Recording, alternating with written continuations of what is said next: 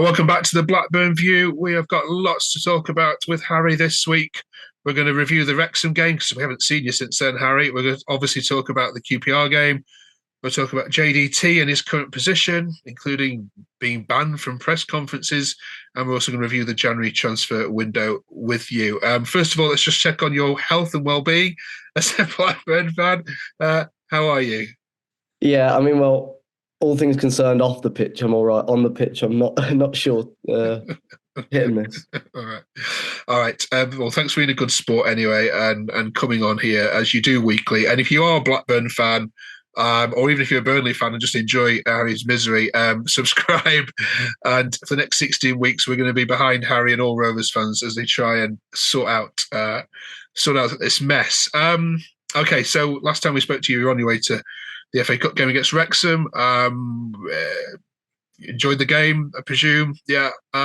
We'll chat to a Newcastle fan with you next week as well as you preview the next round. But leaving that game, did you think, yeah, things will be all right?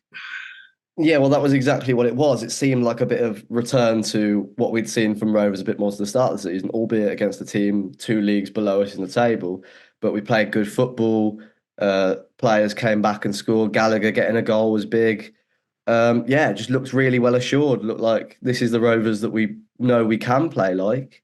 And then we show up on Saturday with potentially our worst performance of the season. Very poor on Saturday. A complete contrast from how we played on Monday, which was disappointing because I thought, well, here's a chance for something to build on. And then we don't. I know you can't, you'll be able to quantify this, but to what extent are all the background shenanigans of what's going on with the manager and the unrest that we're reading about, do you think are now perspiring onto the pitch?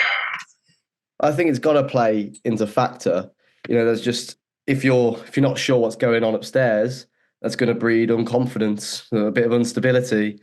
The players are probably as unsure as a lot of us, as a lot of the fans are.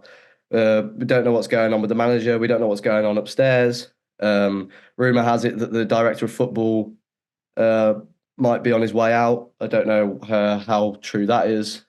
But yeah, no stability. Rumour has it that if the director of football goes out, then Thomason might be given a bit more responsibility, given a management role rather than being a coach, which may suit what he wants, which may give us a bit more of stability and get back to how we want to be playing. That will breed confidence onto the pitch, but we don't really know what's going on there, and I think that's impacting what's going on the pitch. Blackburn fans still like JDT, though, don't they? Are we still in the majority here that most Blackburn fans want JDT to stay and just sort this out? But to me, he doesn't look like a man who can motivate these players anymore. Whilst he plays great football, and we've spoken weeks about Blackburn playing some of the best football in this league. There just seemed to be a real lack of desire from some players anyway.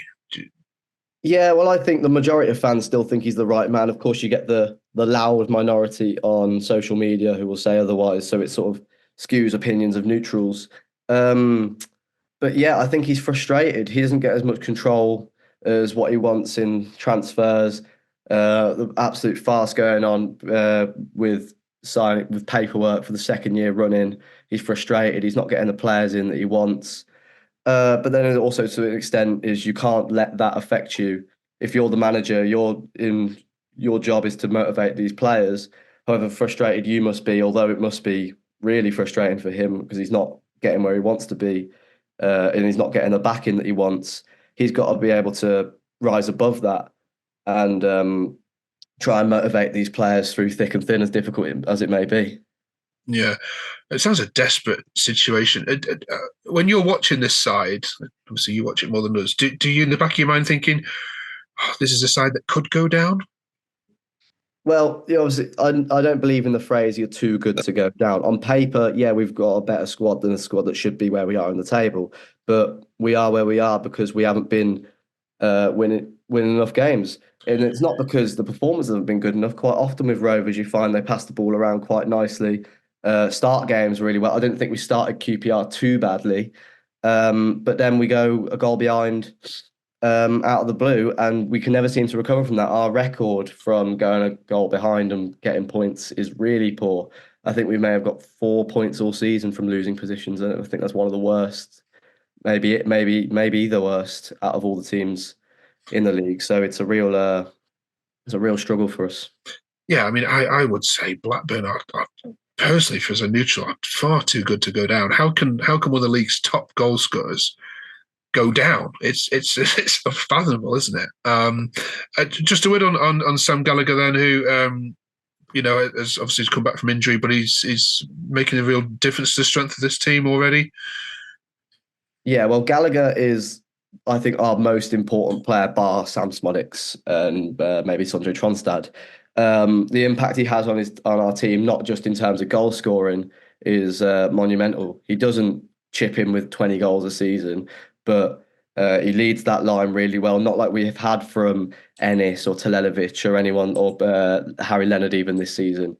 He brings us so much more, and on the defensive side as well, he tracks back, he presses, something from set pieces, a target, which is something we need because we're awful from set pieces as well.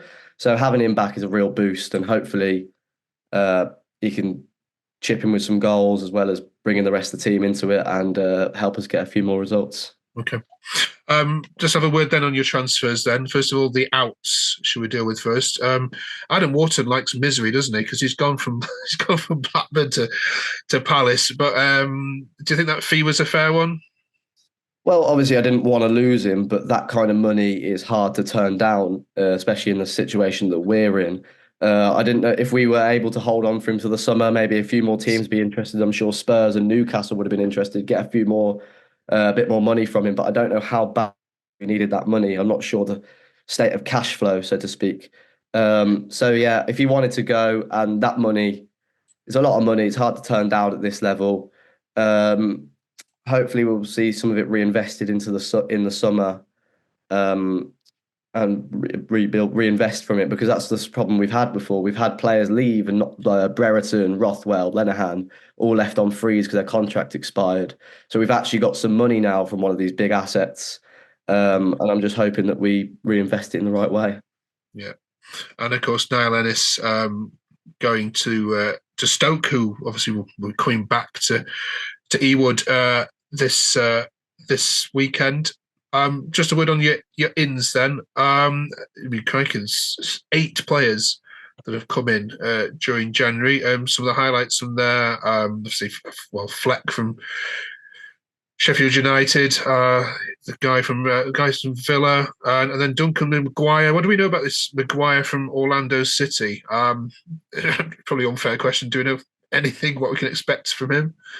Well, we don't even know if he's going to be able to play. There was going to be a statement coming out today whether we got the paperwork over or the correct paperwork over the line in time. And if we haven't, he's not going to be able to play, which is ridiculous because the exact same thing happened with Lewis O'Brien last January, which is probably a reason why Yondell Thomason is frustrated. He's probably the marquee signing. A couple of other players coming in. John Fleck, championship experience, but only played 90 minutes all season. Carl McFadden, also experienced, but hasn't played since October, November, I don't think. A few kids on loan. But yeah, Duncan Maguire was the big one. And if he can't play, then that's going to be a real frustration for Rovers, I think.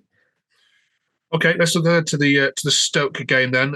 If there's any team you wanted to come to Ewood Park, it's Stoke, because Stoke have a habit of when any team is in a bad run of form, they'll happily give you 3 points. But I didn't realise this, but Blackburn haven't beaten Stoke at Ewood for a long time. 2008 was the last time that happened. The scorers on that day were Jason Roberts and Benny McCarthy, which just highlights to you There's a lot. just how well Stoke have done at your place. What do you think of this game going into it? This is a must win. Yeah, well, I think firstly, the most shocking thing about that stat is that Jason Roberts scored in the game. Man couldn't hit a barn door. Yeah, they've got a really good record at Ewood Park. Last few years, I think we won against them in the cup maybe 6 years ago. But yeah, this is probably the least confident I've been all season. I thought maybe like I said, coming in from Wrexham, I thought we were going to be building on something, but QPR was really poor. Yeah, I'm not looking forward to it. I don't really know how they're doing. I know Schumacher hasn't quite hit the ground running as he thought, as he may have liked. But they're a difficult team to beat on their day. It's going to be a difficult one for Rovers, as all games seem to be at the minute. Yeah, well, they can't score. That's their issue. They're just they have plenty of shots, but they can't score. And the fans are just starting to turn just a little bit as well. So, we can't defend, so if they want a chance to score, then they come to the right place. Yeah, it's 0-0, isn't it? This one all over. All right, let's get your predictions then, Harry. Yeah, well, I've tried being optimistic, and that hasn't worked. I'm not confident.